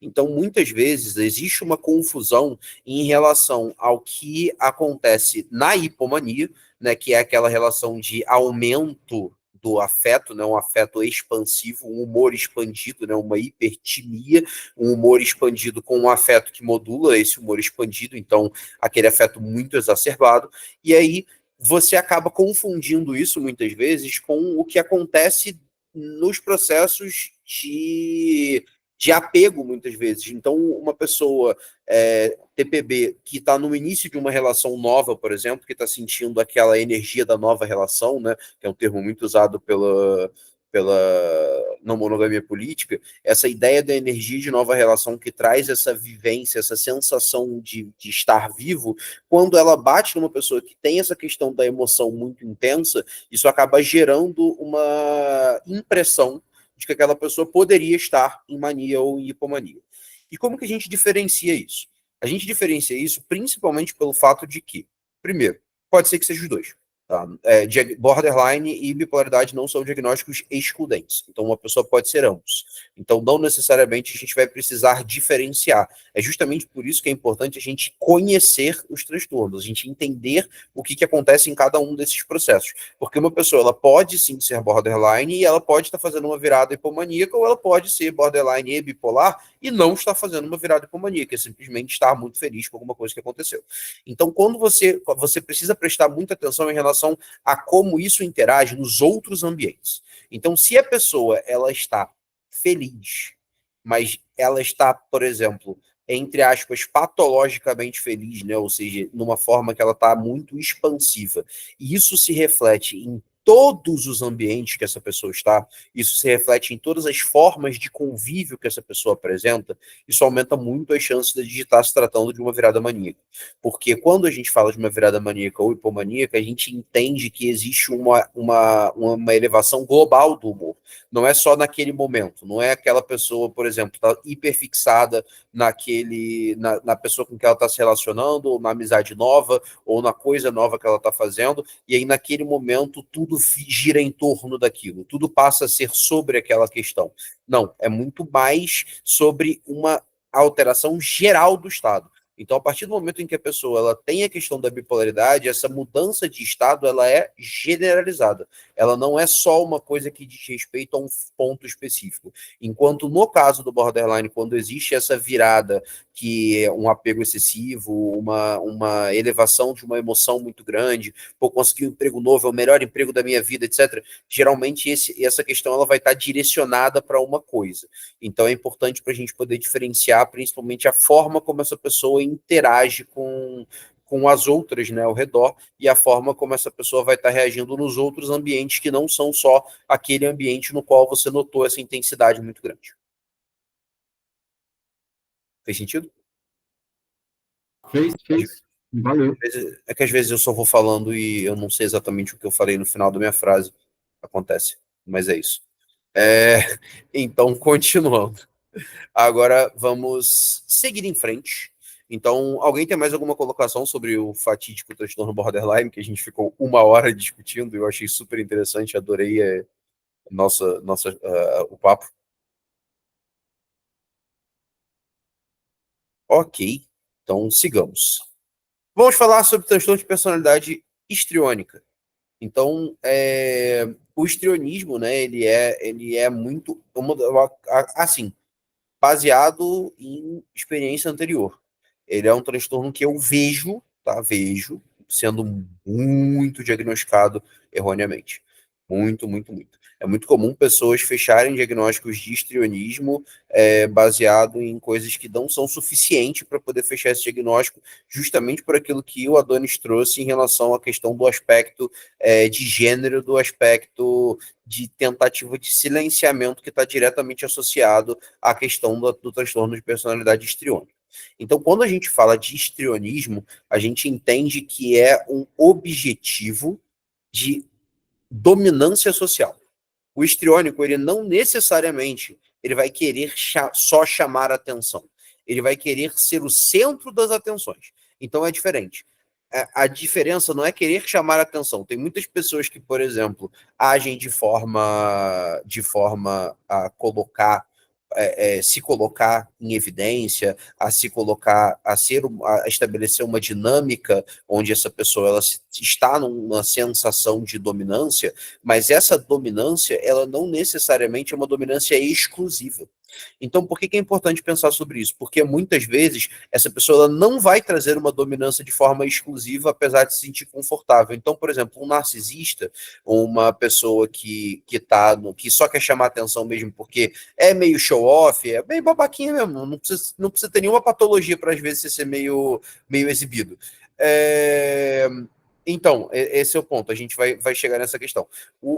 A pessoa que ela tem uma autoconfiança elevada, que ela é narcisista, por exemplo, ela muitas vezes vai aceitar não ser sozinha o centro das atenções, mas estar ali num ambiente onde ele está no destaque, onde ele está numa situação onde as pessoas achem que ele é um grande especialista. Então, muitas vezes, ele vai se misturar com outros especialistas, ele vai se misturar com outras pessoas que vão ter um comportamento de destaque similar ao dele, enquanto no caso do histriônico, não. A necessidade não é especificamente ser reconhecido como uma pessoa boa, ou como o melhor, não.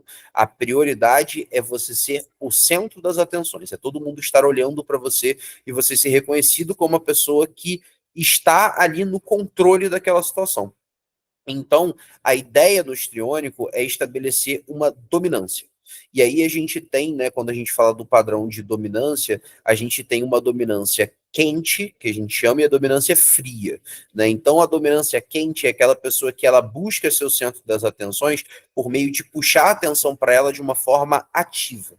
Então é a pessoa que ela vai estabelecer, por exemplo, ela vai falar muito, ela vai buscar ter uma atitude teatral, ela vai ter uma atitude de uma postura que vai puxar muitas pessoas a tentarem se interessar pelas coisas que ela faz ou pelas coisas que ela fala. Então todos esses processos eles vão acabar batendo muito nessa questão. Enquanto, no caso de uma pessoa que tem uma dominância mais quente, como se chama, ela vai ter uma relação mais estabelecida, né? A relação que ela vai ter mais estabelecida vai ser muito mais com uma questão de, desculpa, a dominância fria, ela vai ter muito mais uma questão de chamar a atenção por meio de vitimismo. Então ela vai se colocar numa posição, por exemplo, de não conseguir fazer uma determinada coisa, ou de puxar a atenção para ela porque está passando mal, porque ela está sofrendo, porque ela está numa situação muito ruim. Então, no histrionismo, realmente, a gente vê um comportamento que também não poderia ser, se a gente for considerar a definição, né, se a gente for olhar o que a pessoa vai puxar muitas vezes para ela de atenção, é um comportamento que muitas vezes pode ser sim intencional. Então existe, no caso do histrionismo, um comportamento aí diferente do borderline, mais manipulatório dentro dessas questões. Só que não chega também a ser o ponto do narcisista. Tá? Então acontece que o histriônico ele vai ter uma mudança e uma expressão muito forte. Então isso é uma questão que diferencia muito. O narcisista muitas vezes ele vai tentar fazer esse processo de manipulação por baixo do pano. Só que no caso do histrionismo, o critério diagnóstico ele tem a ver especificamente com essas mudanças, principalmente esse comportamento da teatralidade. Então a tentativa de puxar a atenção, ela não é uma tentativa de puxar o respeito. Ela realmente é essa tentativa de puxar a atenção. Então, a pessoa histriônica, por exemplo, ela é extremamente sugestionável. É um dos critérios diagnósticos. Porque essa sugestionabilidade, que não acontece no narcisista, para a gente pensar nessa diferenciação, essa sugestionabilidade, ela vem dessa questão de que a pessoa ela vai querer receber a atenção. Então, se ela precisar, naquele momento, fazer uma coisa que ela não está muito afim de fazer, mas que o pessoal está colocando pilha e que ela acha que ela vai se tornar, vai receber destaque ou que vai se tornar o centro das atenções a partir daquela ação, ela vai tentar tomar aquela ação dentro desse processo. Então, vai muito mais nessa linha dessa tentativa específica.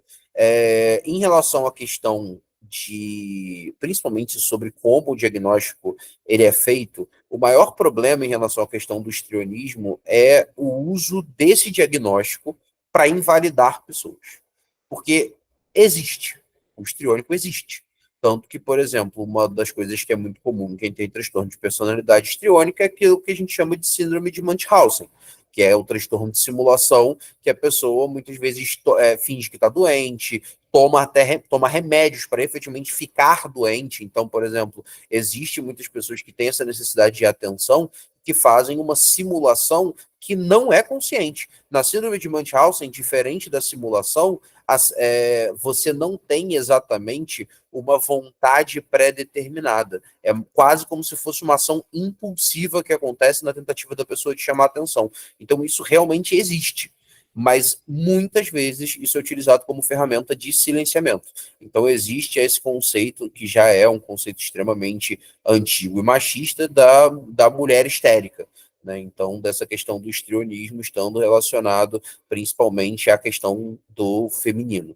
Então, isso é uma coisa que é muito importante da gente entender e analisar de forma crítica. Esse é um dos transtornos que é, sim, muito utilizado para poder invalidar pessoas, para poder, e que tem, sim, que ter todas as suas críticas, mas efetivamente existe casos onde a pessoa tem esse tipo de comportamento, seja por traumas, por diversas coisas ou diversos fatores que podem estar relacionados.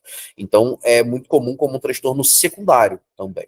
Então, é muito comum as pessoas, ou o narcisista ter personalidade histriônica, ou o borderline ter traços histriônicos na personalidade. Então, quando a pessoa fala em relação à questão do borderline ser manipulador, né, na maioria dos casos, quando a gente vê uma pessoa que é reconhecida como borderline e que tem esse comportamento manipulatório, que é um comportamento manipulatório consciente, né, um comportamento não de desespero ou de pedir ajuda, mas assim um comportamento de tentar obter atenção ou vantagem por meio de um processo consciente, na maioria desses casos, a gente percebe uma associação com o transtorno de personalidade histriônico. E aí a gente começa a dar o nome disso de transtorno combinado do cluster. Né? Então, quando a gente tem mais de um transtorno diagnosticado, a gente chama de transtorno combinado de cluster.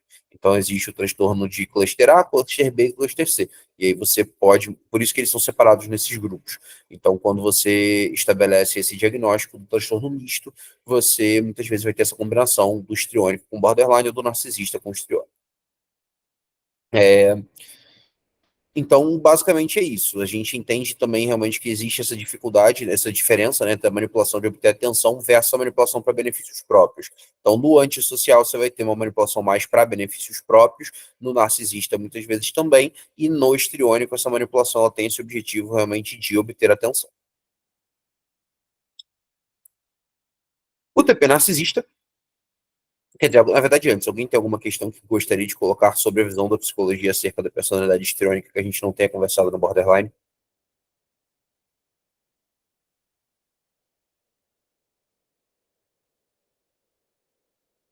Show. Então, sigamos. Então, falando de personalidade narcisista, a gente já vê uma forma diferente de se pensar. Porque o objetivo não é chamar a atenção, e sim o objetivo é uma elevação da própria autoestima. O que a gente entende dentro do narcisista é que, por mais que pareça até uma vibe meio não dá para fugir da psicanálise das ideias, na maioria o que se entende do estudo da personalidade narcisista é que isso é um mecanismo sim compensatório. Então, no TP narcisista, essa necessidade do reforço de autoestima, ela vem com uma fragilidade muito grande dessa autoestima. Então, o narcisista, ele quando é questionado, quando ele é confrontado acerca de algum tipo de coisa que ele coloca como verdade para elevar a própria autoestima e você confronta aquilo, geralmente ele quebra. Então, a reação ela não costuma ser uma reação muito positiva. Então, a autoestima do narcisista ela é extremamente vulnerável a críticas e vulnerável a esse tipo de interferência direta. Então, a gente entende os critérios diagnósticos dele, né? Tem um padrão difuso de grandiosidade em fantasia ou comportamento, uma necessidade de admiração e falta de empatia. E aí a gente entende também que isso surge no início da vida adulta e também tem que estar presente nos vários conceitos. Então, tem a grandiosidade, né? Essa sensação grande da própria importância, fantasias de sucesso, então existe muito essa questão de, tipo, a pessoa mesmo sem ter um objetivo concreto próximo de ser atingido, ela já estabelece aquilo como real, então é tipo, não, eu vou conseguir quando eu for rico, quando eu tiver muito dinheiro, quando eu tiver casado, quando eu não sei o quê, sempre colocando uma previsão longínqua como uma questão real. Tem essa crença também de ser único, né, e que ele só pode ser tratado em uma condição muito específica. Ele também vai demandar isso externamente, né, então não vai ser só uma percepção interna, ele também vai ter uma demanda externa por essa admiração. Ter esse sentimento também de que as coisas são direito dele. Então, em inglês tem uma palavra muito boa que é entitled, que representa muito essa questão. Exatamente, descrevendo estadunidense, exatamente. Os estadunidenses, eles são a definição de entitled. Eles têm muito essa questão de ter esse sentimento de que, tipo, as coisas são minhas, eu tenho direito a isso, né? Então, basicamente nossa águia, né? Nossa águia candidata a prefeito de São Paulo. Eu não vou falar o nome aqui, né? Porque vai que o Pablo Marçal me processa se eu falar o nome dele. E é isso, né? Na nossa própria águia, talvez ela seja um pouquinho narcisista às vezes. Mas, né? Só se eu fizesse uma consulta para fechar o diagnóstico. Então, ele geralmente é muito explorador em relações interpessoais. Então, a ideia do narcisista não é que as relações elas tenham uma questão especificamente de troca, né? Ele não acha que essa admiração ela necessita de uma troca. Então, a partir do momento em que você acredita que aquela admiração não necessita de uma troca, você simplesmente vai querer que as pessoas te deem a coisa que você tem direito e você não vai dar nada de troca. Então, essencialmente, essas relações interpessoais que acontecem de forma exploratória, elas têm muito essa relação. Né? Carece de empatia, né? Então tem essa dificuldade de reconhecer ou identificar esses sentimentos e necessidades dos outros, tem muita inveja e geralmente são arrogantes ou insolentes. Eu adoro a palavra insolente, me lembra Dragon Ball Z. Mas geralmente tem essa relação de insolência e de arrogância muito forte, justamente porque o sentimento ele é muito autocentrado. Então, diferente do histriônico, que vai buscar a atenção dos outros porque ele quer que os outros validem ele, o narcisista ele constrói o próprio castelinho de autovalidação. E ele quer que todo mundo haja de acordo com isso. Então, a diferença principal é essa. é de onde parte essa questão da validação. Quando o narcisista ele demanda a admiração, quando o narcisista ele demanda que uma outra pessoa reconheça ele na verdade ele não está querendo necessariamente que aquela pessoa dê atenção para ele. Ele está querendo uma confirmação daquilo que na cabeça dele ele já tem uma falsa certeza. Porque, como a gente já falou, né, existe essa autoestima frágil, na verdade. Então, existe uma irritação muito grande quando esse mito que é construído na cabeça do narcisista acerca dessa capacidade dele, por de alguma forma, é quebrado. Então, a gente tem essa questão. Né? A prevalência de 1,6%, geralmente os traços narcisistas estão associados a contextos individualistas. Então, em sociedades que não têm uma perspectiva tão individualista, a incidência da personalidade narcisista é muito menor, muito menor. Então, nos Estados Unidos, a incidência é muito, muito, muito maior do que em outros países do mundo. Tá? Geralmente são extremamente reativos quando eles são confrontados e eles são pacientes que costumam ter uma tentativa de suicídio com muita letalidade. Então, quando o narcisista chega ao ponto da questão do suicídio, ou geralmente, na maioria dos casos, porque ele foi descoberto, né? Então, na maioria das vezes, quando o narcisista ele tem a sua vida exposta e etc., eles costumam tentar, e geralmente quando tentam, são incrivelmente planejadas as tentativas, não é uma coisa que vem do nada de impulsividade ou coisa assim. Então, por conta disso, é mais comum em homens também. Homens já têm uma taxa de suicídio com maior letalidade e no narcisismo isso aumenta mais ainda. Piadas à parte, mas quando uma pessoa que se vê masculina, mas teia, portanto, tentando emular o papel social conscientemente, é impressionante como a sociedade patriarcal promove ativamente essas características entre os homens. Sim, a sociedade ela promove essa ideia de que o homem tem direitos às coisas só porque ele é homem. E isso é muito esquisito. E como uma pessoa que não tem gênero, para mim é mais esquisito ainda, porque as pessoas agem como se pela minha socialização, as pessoas agem como se eu fosse homem, portanto, me dão teoricamente direitos que eu não entendo porque as pessoas acham que eu teria. Porque não faz sentido as pessoas terem direitos a mais só porque sim. Então é isso, é complicado. Alguém tem algo para comentar sobre TP narcisista? Então, sigamos. Gente, eu não sei se vale a pena, eu acho que eu vou só pincelar um pouco sobre o grupo C, porque eu não sei se vai dar tempo da gente falar tudo, porque já são quase 10 horas da noite, e a gente começou um pouco tarde também, então eu acho que eu vou dar uma agilizadinha nos transtornos do grupo C, porque eu acho que não tem tanta coisa assim também que vai cair dentro dessa discussão. Então eu vou dar uma agilizada nesses três últimos aqui e no final a gente abre para comentários se alguém quiser falar alguma coisa sobre esses. Show? Então vamos falar sobre evitativo dependente e obsessivo compulsivo. Esse último aqui talvez a gente tome um tempinho a mais para poder entender a diferença entre ele e o TOC. Tá?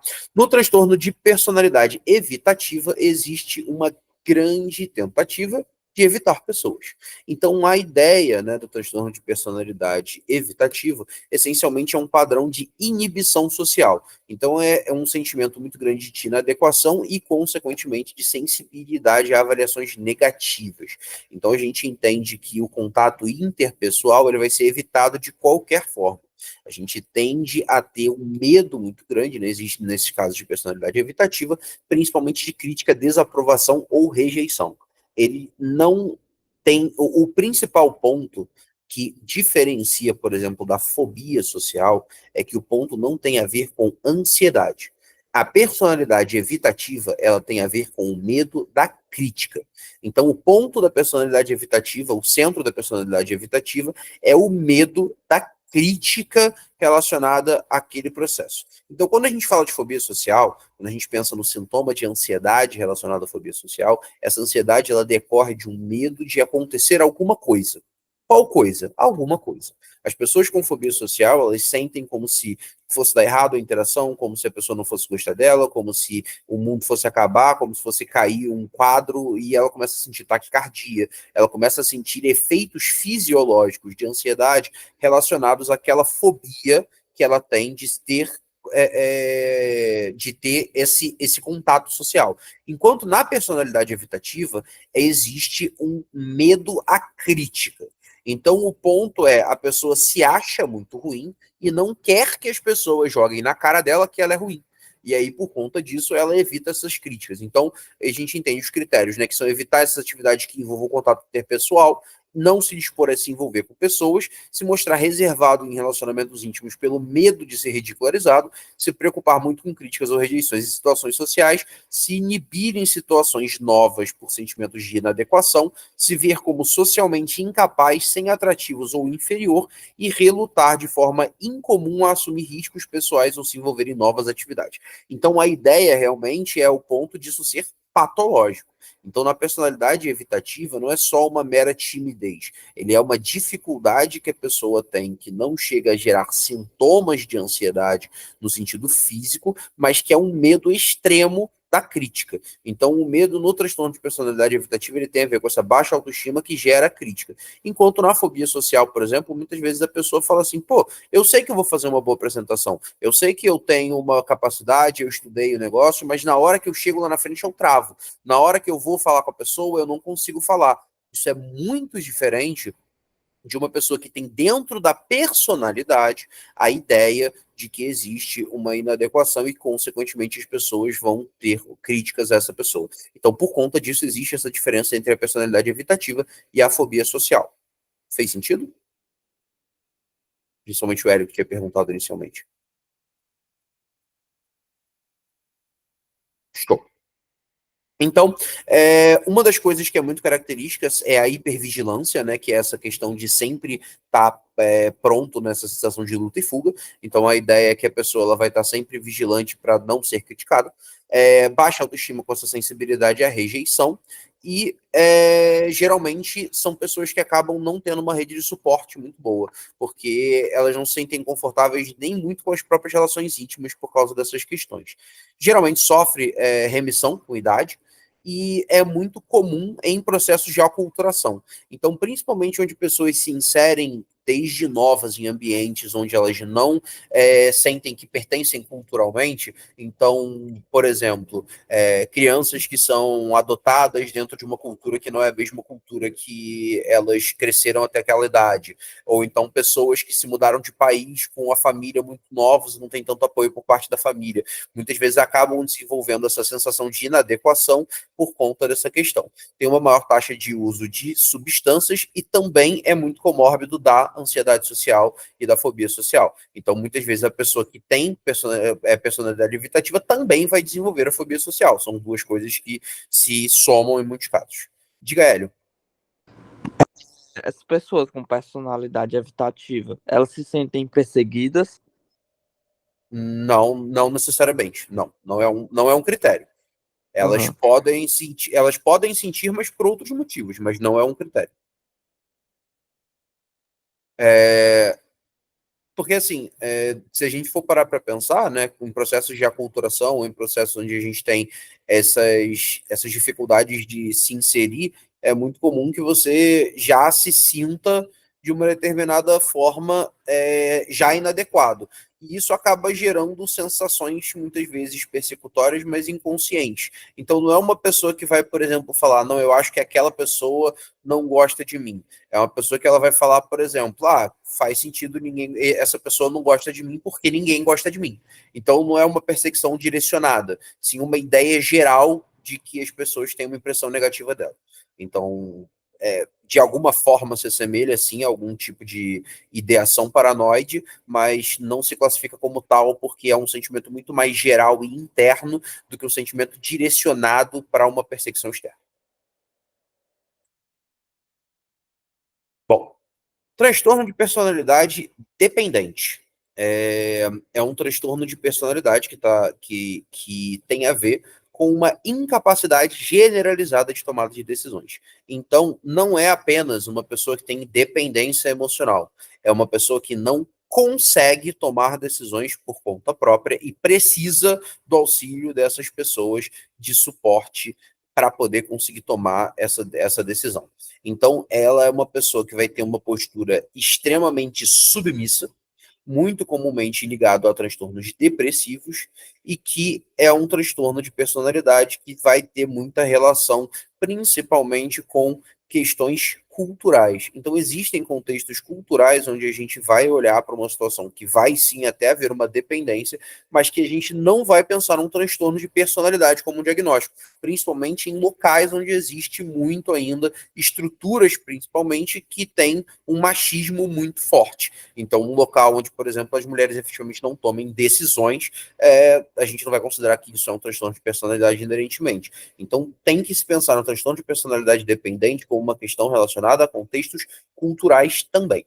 Os critérios são dificuldade de tomar decisões cotidianas sem uma quantidade excessiva de conselhos ou reasseguramento, precisa que outras pessoas assumam a responsabilidade pelas áreas da sua vida, dificuldades de manifestar desacordo com outros pelo medo de perder apoio, então uma pessoa que é o agradador compulsivo, ela sempre vai tentar agradar, ela tem dificuldade de iniciar projetos por conta própria, vai de extremos para obter carinho e apoio dos outros a ponto de muitas vezes se voluntariar para coisas desagradáveis, sente-se desconfortável ou desamparado quando sozinho devido a temores de ser incapaz de cuidar de si mesmo, busca sempre um outro relacionamento como fonte de cuidado logo depois do término de um relacionamento e tem preocupações irreais com medo de ser abandonado à própria sorte. E aí uma questão que é importante em relação ao transtorno de personalidade dependente e que muitas pessoas pensam até em relação a isso quando a gente pensa em relacionamentos, principalmente, é a forma como as pessoas reagem. Então, em muitos casos, a reatividade ela vai ser uma coisa que vai vir de uma forma agressiva. Quando a pessoa ela chega, por exemplo, digamos que a gente está falando de um TPB ou de um transtorno narcisista, um transtorno onde essas relações interpessoais vão ter uma disfuncionalidade dentro de um processo de término, por exemplo. A partir do momento em que uma pessoa, uma personalidade dependente, ela vai ter essa ruptura, ela vai tentar fazer com que a pessoa fique de qualquer forma e sempre de uma forma muito submissa. Então não é uma explosividade, não é tipo, se você for embora eu vou fazer alguma coisa, se você for embora eu vou me matar, se você for embora eu vou quebrar tudo. É muito mais a pessoa se afundando realmente num sintoma depressivo para poder conseguir tentar fazer com que essa pessoa fique, justamente porque ela se sente incapaz de cuidar de si mesma. Então é uma questão muito mais melancólica do que uma questão propriamente explosiva dentro dessa questão da dependência. Por isso que é muito comórbido, principalmente de transtornos depressivos maiores. E assim, é uma forma muito incentivada por igrejas, né? Uma questão que a estrutura de relacionamento ela acaba desenvolvendo muito essa questão do transtorno de personalidade dependente em ambientes culturais onde existe esse estímulo, onde você coloca e incute na mentalidade da pessoa que ela só pode e só vai conseguir ter um determinado sucesso ou uma determinada coisa se ela estiver numa posição de subserviência, e isso vai se manifestando de uma forma cada vez mais presente, né? Mas não é um transtorno de personalidade muito comum. Tá? A prevalência dele é bem pequena, de 0,4%, justamente porque muitas vezes em contextos culturais ele acaba não sendo tão diagnosticado. Honestamente, eu acho que é porque muitas vezes a pessoa, ela, por exemplo, concorda com essa subserviência muito mais por uma postura religiosa do que por uma opinião ou uma personalidade própria. E aí, por exemplo, quando ela rompe com a igreja ou quando ela rompe com aquela relação, ela consegue tocar uma vida normal, tocar uma vida sem grandes problemas e sem a necessidade daquela relação, apesar de ter aquele costume. Enquanto no caso da personalidade dependente, isso não acontece. Essa pessoa numa posição de subserviência, mesmo se hipoteticamente é mais fácil essa pessoa romper com a igreja, se o marido quiser romper com a igreja, do que essa pessoa romper com o marido e buscar uma vida fora dessa situação. Então é realmente um processo que acaba acontecendo muito dentro de contextos culturais, mas que a gente acaba estabelecendo essa relação da dependência muito só quando realmente é um contexto que rompe essas ideias. Então, um contexto que já está acima do que a gente espera nos contextos culturais que a gente convive. Transtorno de personalidade obsessivo-compulsiva, né? É aquele clássico Lineuzinho, é o militar. É a pessoa que é o Caxias, é que tem aquele nível de apreço extremo com as regras. E aí é diferente de a gente pensar num toque, que é o transtorno obsessivo compulsivo. No transtorno de personalidade obsessivo compulsiva, a questão não tem a ver com um pensamento intrusivo, com um pensamento obsessivo que gera ações compulsivas. Ele tem a ver com uma personalidade que tem uma dificuldade de conseguir romper com aquela determinada questão pré-estabelecida. Então a pessoa ela tem um código e ela vai seguir aquele código de forma rígida. Ela vai seguir aquele código de forma rígida porque ela quer, porque aquilo traz aquele conforto para ela. Então os critérios dessa preocupação dos critérios desse transtorno são um padrão difuso de preocupação com perfeccionismo e controle mental e interpessoal à custa de flexibilidade, abertura e eficiência. Então esse é um ponto muito importante. Não é a pessoa que quer a forma que ela quer porque ela sabe que aquilo é mais eficiente, que aquilo vai dar mais certo, etc. Não. Ela quer a forma que ela quer porque aquilo é o certo. Porque eu quero assim. E se eu quero assim, tem que ser assim, porque a minha forma é a forma certa. Ah, mas ela é menos eficiente, ela vai te prejudicar? Não importa. É a forma certa de se fazer. Por isso que a gente entende isso como uma personalidade obsessivo-compulsiva. Então, por exemplo, não é uma pessoa que preza super por eficiência, por exemplo. Ah, eu sempre quero que seja feita a coisa da forma mais eficiente possível, porque eu não gosto de perder tempo, porque eu acho que isso... Não. Então, isso já não seria um transtorno de personalidade, né? Na maioria das vezes é só a pessoa que está muito engajada numa determinada atividade, mas nesses casos, na personalidade obsessivo-compulsiva, existe essa necessidade do perfeccionismo como uma coisa que é inerente à pessoa. Então, é tão preocupado com detalhes, regras, listas e ordens que o ponto principal da atividade pode ser perdido. Então, a ideia deixa de ser realizar uma coisa e sim realizá-la da forma certa. É aquela pessoa que vai organizar uma festa e aí ela organiza a festa inteira e no final ela não come um salgadinho porque ela fica vendo se os garçons estão passando com salgadinho na hora, se está todo mundo servido, se o refrigerante está não sei aonde, se está tudo da forma certa, porque a preocupação com o perfeccionismo e com a ordem, ela vem acima da atividade principal. Demonstra um perfeccionismo que interfere na conclusão de tarefas, né? Então não consegue completar, por exemplo, um projeto porque não consegue atingir os próprios padrões, então acaba demorando muitas vezes para isso. Tem uma dedicação excessiva a trabalho e produtividade em detrimento de atividades de lazer.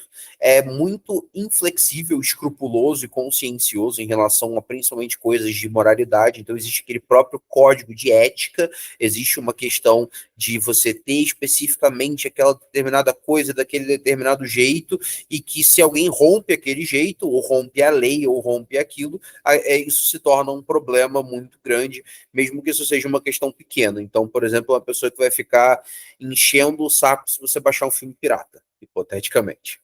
É incapaz de descartar objetos usados ou sem valor, mesmo quando não tem valor sentimental. Então tem muito esse comportamento de acumulação, porque eles costumam ter muito esse comportamento de acumular coisas naquela ideia de vai que eu preciso de. Então sempre tem essa questão do vai que acontece tal coisa. Então muitas vezes esse ponto ele vem dessa necessidade do controle absoluto. A questão da personalidade obsessivo-compulsiva, ela é a necessidade de controlar a situação de uma forma que ela não dê errado. Então por que eu não vou jogar esse fio fora? Porque eu posso muitas vezes precisar desse fio. Então eu posso muitas vezes precisar daquilo para algum momento. Um cabo de impressora velho, eu nem tenho mais impressora, não importa. Aquilo pode ser que eu precise em algum momento. O que significa consciencioso? Consciencioso é uma pessoa que utiliza muito julgamentos baseados na própria consciência e leva muito a sério essas obrigações. Então a conscienciosidade é tipo, se eu fiz uma promessa, eu vou cumprir essa promessa, mesmo que a minha vida dependa disso, porque a promessa é algo que nunca vai poder ser rompido, porque ela é uma promessa. Então essa energia de ter essa rigidez da responsabilidade associada aos processos de consciência. Reluta em delegar tarefas ou trabalhar com outras pessoas, a menos que elas se submetam à forma exata de fazer as suas coisas. E reluta e adota um estilo miserável de gastos em relação a si e a outros. Então é o clássico sovina. O dinheiro é visto como algo a ser acumulado porque pode ter alguma catástrofe.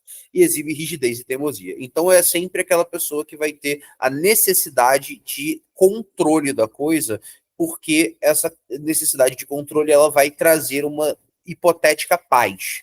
Então é importante a gente pensar, e eu acho que pensando, olhando por esse lado, não é tão difícil assim da gente distinguir isso do transtorno obsessivo compulsivo, porque o TOC, o transtorno obsessivo compulsivo, ele parte de uma questão que ela é inerentemente um processo mental que muitas vezes a pessoa sofre com aquilo e ela não consegue romper com aquele ciclo, mesmo sabendo conscientemente daquele ponto.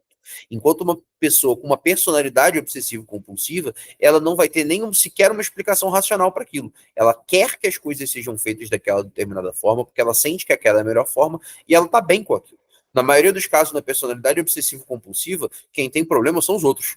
Quem tem problema é a família, quem tem problema são as pessoas ao redor que não se sentem confortáveis. Então, isso é uma questão que é bem comum. E dentro dessa questão da personalidade obsessivo-compulsiva também existe muitas vezes existe a manifestação do próprio transtorno obsessivo-compulsivo dentro desse processo. Então, geralmente tem manifestações de afeto controladas ou artificiais, então é muita questão de abraço, é muita questão dessas questões de ter contatos muito limitados e sempre uma coisa muito controlada. Então, você vai abraçar aquele abraço meio que tipo, a pessoa te abraça roboticamente, dá 2 tapinhas nas suas costas e solta, justamente como se pensando nessa questão. Então, é uma coisa que a gente precisa verificar, né, principalmente, porque quando a gente entende essa diferença no toque para essa questão da personalidade obsessiva-compulsiva, a gente também está muito relacionado ao sofrimento da pessoa. Inclusive, eu até citar exemplo contrário, na verdade, o Adrian Monk, do seriado Monk, ele na verdade é um exemplo de toque. Por quê? Porque ele não escolhe fazer aquele tipo de coisa, ele não tem a necessidade dessa rigidez. Tanto que muitas vezes ele tenta manifestar afeto e não consegue. Ele não tem uma reatividade de comportamento rabugento, ele não tem uma reatividade quando aquela noção dele é confrontada. Então ele age daquela forma, daquela determinada forma, porque ele sente a necessidade, porque os pensamentos estão falando para ele agir daquela forma, porque os pensamentos obsessivos estão gerando um comportamento compulsivo, mas isso não é uma forma consciente de agir. Isso não é uma coisa que está inerente à personalidade da pessoa, e sim um transtorno que está inerente no caso específico do Monk, foi o trauma que ele perdeu a esposa, né? A esposa dele faleceu, e aí depois disso ele piorou do quadro de toque dele. Então, no transtorno de personalidade obsessivo-compulsiva, essas manifestações, principalmente emocionais, afetivas, etc., elas vão ser muito mais controladas e elas vão ser muito mais de uma pessoa que realmente não tem tanto esse interesse dessa manifestação, né? Não é uma coisa que se coloca. A Marta de Bebê Rena, assim, encaixa em qual quadro? Não faço ideia, eu não gosto dessa série, eu tenho ranço dela e não me dei, não emergi o suficiente para poder fechar grandes conclusões sobre os personagens. Eu fiz um speedrun dela, porque eu achei extremamente de mau gosto. Mas, enfim. Também fiquei com ranço, sim. Marta é a mãe do Batman e do Super-Homem, exatamente, por isso que eles pararam de brigar. Porque a mãe deles tem o mesmo nome. E que o Zack Snyder é o pior diretor que já pisou na face da Terra. Mas eu acho que nesse ponto eu já fugi do assunto. Então, gente, é isso. Esses foram os transtornos de personalidade. A gente falou sobre os 9 sobre os 10 nessas últimas 2 semanas. Eu espero que tenha sido proveitoso. E se alguém quiser fazer algum comentário, agora é a hora.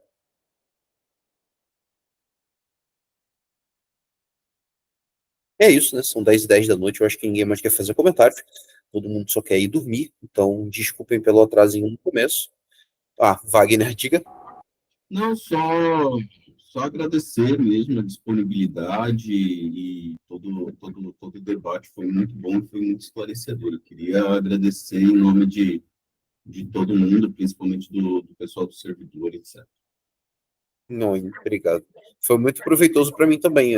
É sempre uma troca muito interessante poder trocar com todo mundo aqui. É muito, muito maneiro e agradeço muito a todo mundo que participou e que ficou aí ouvindo, apesar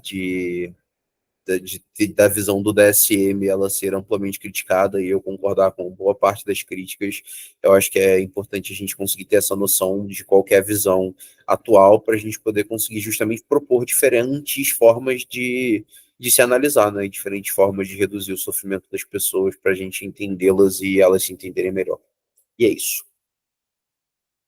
Tamo junto, galera. Quem quiser falar comigo tem meu contato, é só falar comigo lá pelo grupo do Divulga Psicologia Marxista ou do Catarses. Eu tenho usado menos o Discord, então não costumo usar muito o servidor do Discord. Porém, no WhatsApp, vocês podem me chamar que eu respondo. Valeu, galera. Uma boa noite a todos. E é isso. Até dia 17. Daqui 2 semanas a gente faz o nosso próximo encontro e aí a gente vai decidindo junto no grupo qual tema vocês querem. O pessoal estava falando para a gente apresentar de novo antidepressivos. Se vocês quiserem, eu posso voltar em antidepressivos de novo, mas aí a gente conversa no grupo e decide. Valeu. Boa noite, gente.